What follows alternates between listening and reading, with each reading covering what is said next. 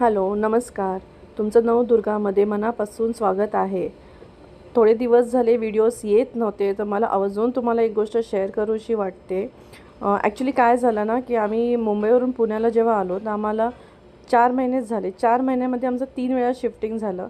त्याच्यामुळे खूप दगदग, स्ट्रेस आणि प्रचंड त्रास झाला. त्यामुळे मला व्हिडिओज टाकता आले नाही लास्ट वीकमध्ये. त्यातल्या त्या शिफ्टिंगमध्ये काय बनवावं म्हणून मी ही मटकीची भाजीची व्हिडिओ बनवला होता तेव्हा, पण मी थोडं लेट शेअर करते. मटकीची भाजी कशी सोपी आणि जास्त बनते आणि पटकन होते. सो दोन्ही टायमाचं जेवण करायचं असेल तेव्हा मटकी हा खूप छान ऑप्शन आहे. तो चपातीसोबत आणि भातासोबतही खाता येतो. आणि तुम्हाला एक गोष्ट मी सांगेन माझ्या अनुभवावरून, की जेव्हाही तुम्ही रेंटवर घर घेता तेव्हा प्लीज तुम्ही लॉकिंग पिरियड ठेवा.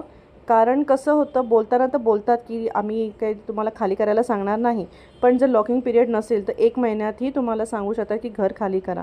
आणि शिफ्टिंग हा खूप मोठा स्ट्रेस आहे. तो प्लीज लॉकिंग पिरियड नक्की ठेवा.